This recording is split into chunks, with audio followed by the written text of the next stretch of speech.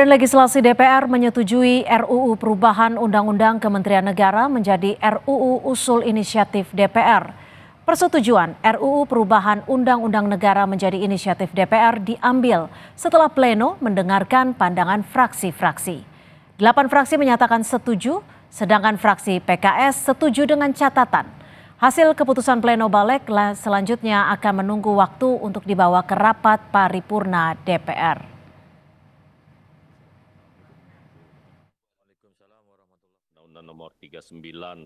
Revisi Undang-Undang Kementerian Negara yang tengah digodok di DPR menuai sorotan. Ketua Badan Legislasi DPR Supratman Andi Aktas menyebut revisi Undang-Undang Kementerian Negara yang berbarengan dengan isu penambahan Kementerian Pemerintahan Prabowo Gibran hanya kebetulan belaka.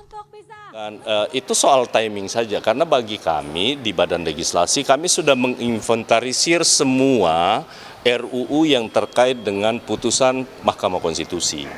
Dan salah satu yang kami temui itu adalah salah satunya, ya dua-duanya yang hari ini kita temui menyangkut soal keimigrasian dan Kementerian Negara. Ya kan, kalau soal kebetulan bahwa ada isu yang terkait dengan perubahan nomenklatur dan jumlah kementerian, itu hanya soal kebetulan saja.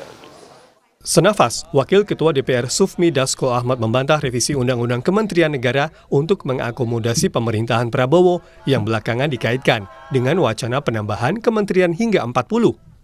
Sebenarnya begini, kalau ada revisi Undang-Undang Kementerian bukan untuk mengakomodasi jumlah menteri dalam jumlah tertentu, tetapi kemudian mungkin untuk mengakomodasi kepentingan, kebutuhan nomenklatur dan juga bagaimana mengoptimalkan, memaksimalkan kerja-kerja kabinet di masa depan.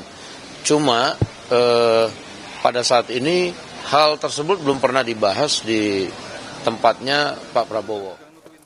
Selain alasan penyesuaian perkembangan zaman, Ketua Komisi 2 DPR yang juga Wakil Ketua Umum Partai Golkar Ahmad Doli Kurnia tak memungkiri revisi Undang-Undang Kementerian Negara juga untuk kepentingan akomodasi politik, meski sudah masuk prolegnas sejak tahun 2019. Yang namanya akomodasi politik itu kan saya kira nggak bisa dihindari juga. Ya. Nah, oleh karena itu berdasarkan dua hal yang tadi, nah momentum, kita punya momentum sekarang, punya momentum untuk melakukan revisi Undang-Undang Kementerian. Nah, yang juga mungkin salah satu pertimbangannya itu bisa jadi ada aspek akomodasi politik, tapi nggak murni aspek akomodasi politik.